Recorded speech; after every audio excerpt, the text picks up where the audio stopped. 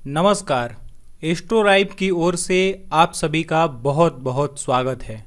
आज के वीडियो में मैं आप सभी को कोई ज्योतिष का टिप्स नहीं दूंगा, न कोई ज्योतिष का सिद्धांत सिखाऊंगा, लेकिन हाँ, जो बताऊंगा वो हमें और आप सभी के लिए जानना और समझना बहुत ही महत्वपूर्ण है। इसलिए इस वीडियो को अंत तक जरूर देखिए।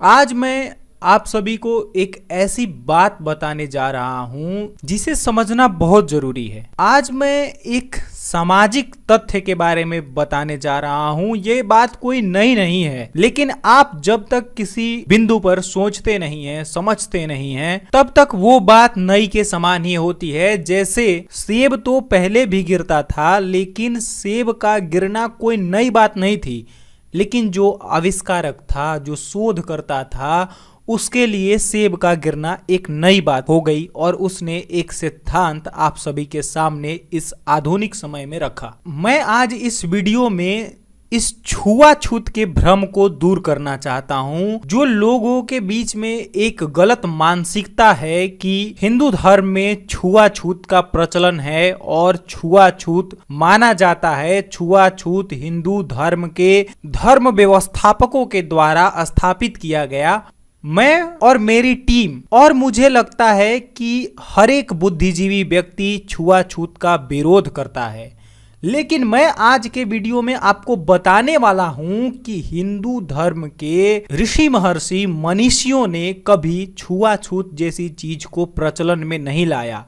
उन्होंने जो भी किया वो सामाजिक समरसता को ध्यान में रखकर किया। सामाजिक समरसता को मजबूती प्रदान करने के लिए, इस सामाजिक व्यवस्था को सुचारू रूप से चलाने के लिए किया। और मैं आज आपको कुछ ऐसे उदाहरण दूंगा, कुछ ऐसी बातें बताऊंगा जिससे आपको स्पष्ट हो जाएगा कि हिंदू धर्म के ऋषि महर्षियों और पूज्य व्यवस्थापकों के द्वारा ये छुआछूत प्रचलन में नहीं लाया गया। ये हिंदू धर्म से नफरत करने वाले, हिंदू धर्म से विरोध करने वाले कुछ असामाजिक तत्वों के द्वारा, असामाजिक लोगों के द्वारा यह एकता में विक्षोभ डालने के लिए, एकता को तोड़ने के लिए इस प्रकार की बातें प्रकाश में लाई गई और लोगों के संवेदनाओं के साथ, लोगों के विचारों के साथ खेला गया। मैं आपको बताना चाहूंगा कि पुराने जमाने में जब हॉस्पिटल नहीं होते थे तो बच्चे की नाभि कौन काटता था? मतलब पिता से भी पहले कौन सी जाति बच्चे को स्पर्श करती थी?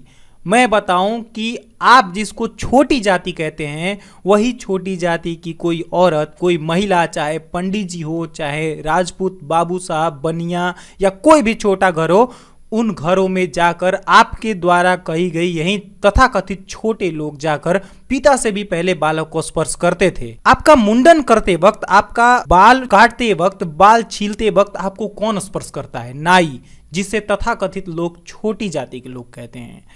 शादी के मंडप में नाई और धोबन भी होती थी। लड़की का पिता लड़के के पिता से इन दोनों के लिए व्यक्तिगत रूप से साड़ी की मांग करता है कि इन दोनों को साड़ी दीजिए। यह एक व्यवहार, यह सामाजिक समरसता और आपसी प्रेम का द्योतक होता था। वाल्मीकियों के बनाए हुए सूप से ही छठ का व्रत होता है। वाल्मीकि यानी कि जिसे डोम कहा जाता है, जिसे लोग छोटी जाति मानते हैं, इन्हीं लोगों के द्वारा बनाया गया सूप और डलियों के द्वारा छठ का इतना पुण्य पवित्र माना जाने वाला व्रत का पूजा किया जाता है, उसे पूजा में शामिल किया जाता है। आपके घर में कुएं से पानी कौन लाता था? भोज के लिए, आपके घर में भंडारे के लिए पत्तल कौन सी जाति बनाती थी? किसने आपके कपड़े धोए? डोली अपने कंधे पर कौन मीलों मीलों तक पहले लाता था और उसके जिंदा रहते किसी की मजाल नहीं कि आपकी बहन को, आपकी बेटी को छू भी दे। किस पर लोग विश्वास करते थे तब के समय में? किसके हाथों से बनाई हुई मिट्टी की सुराही से जेठ में आपकी आत्मा को तृप्त करने वाला आप जल पीते थे? कौन आपकी झोपड़ियां बनाता था? कौन फसल लाता था?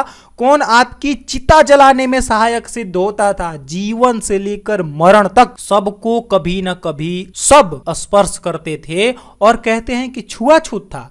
कहते हैं कि छुआछूत, हमारे मनीषियों ने छुआछूत लाया।